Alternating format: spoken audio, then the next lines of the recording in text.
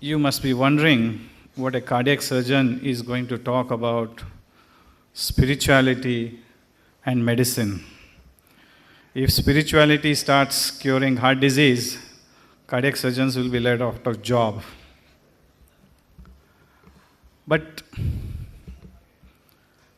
my interest in this sort of work of spirituality and heart disease goes back to 5 years ago. I'm not the one who is going to teach you about mind, emotions, all those things. What I have understood about mind, emotions, and how it affects patients is what I'm going to tell you, my own personal experience with the patients. What I'm going to inform you is not a scientific or evidence-based. It is just a personal experience.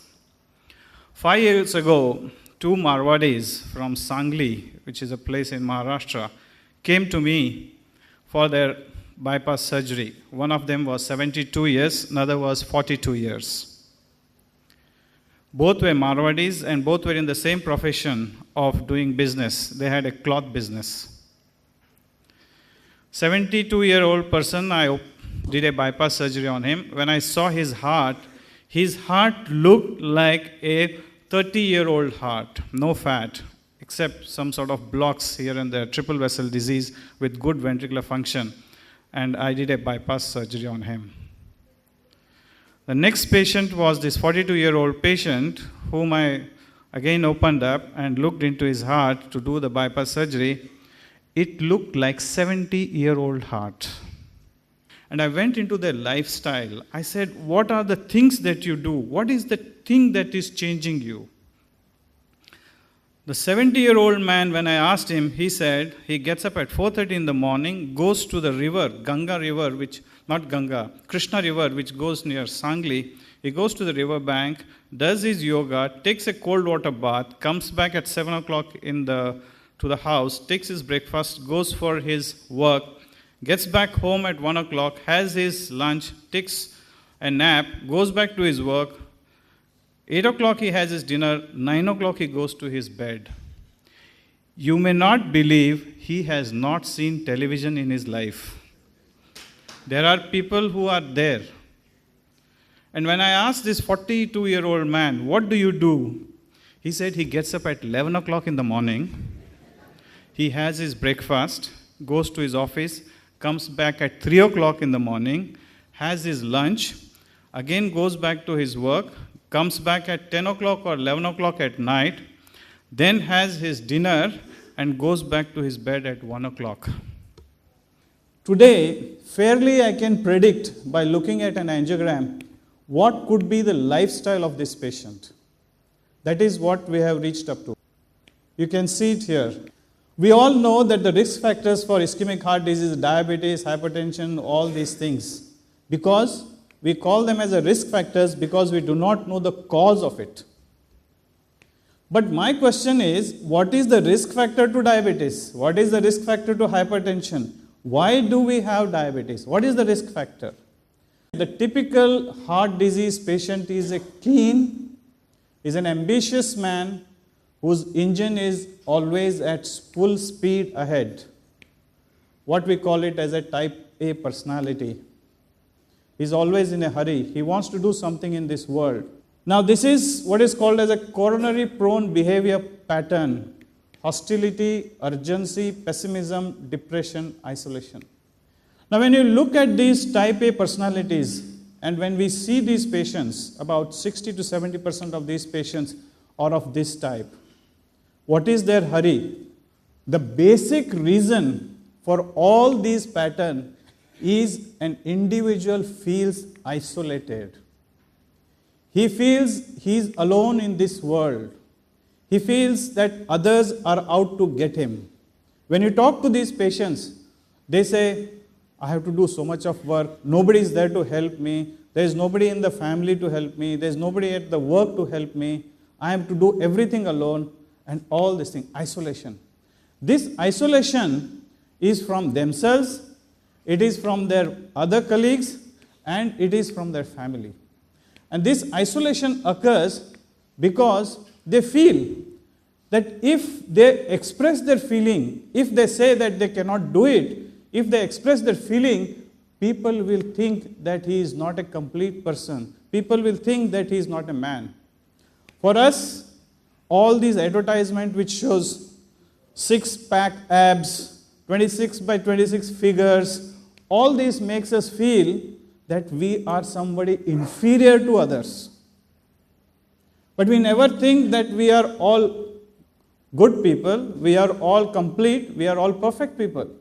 We never think, because we have been taught, if you come second in your class, your parents tell you are not good enough, you should have come first. How can 60 students come first in a class? It is not possible. And from day one we tell them, we have exams where we fail students, we have exams where we grade them, and we keep them pumping, we keep them bombarding their mentality that you are no good, you are inferior. And then to make them up that they are not inferior, they have this sense of incompleteness, this sense of lack. And when they have this sense of lack, what they do? They want to become something special. They want to become something special. They want to do some feat. And by doing this, what they become? They want to achieve more and more. You know that Pepsi's ad, I think, Dil Mange More. You want more. This is to make you feel externally something comes to me, then I will become complete. And when it comes to you, you are still unhappy. So you want more. And this mange more becomes a habit. And this leads to emotional stress because you are unhappy. And what is this emotional stress? Stress is nothing but our reaction to a situation. It is not something else. And when we do not know how to react to a situation, because we have not been taught. In schools they teach us physics, they teach us zoology, they teach us mathematics. But who teaches us how to talk to a person? Who teaches us how to behave a person? Who teaches us how to overcome a negative thing in your life? How to face a failure in your life? Nobody teaches us. We have to learn ourselves. Sometimes by trial and error method we learn, and by this trial and method, most of the time our lifespan is over. And that is the reason why this emotional stress. Majority of these patients whom I see, they are all stressed individuals. They don't know how to smile. And that is why I have named this talk as Journey from Mind to Heart.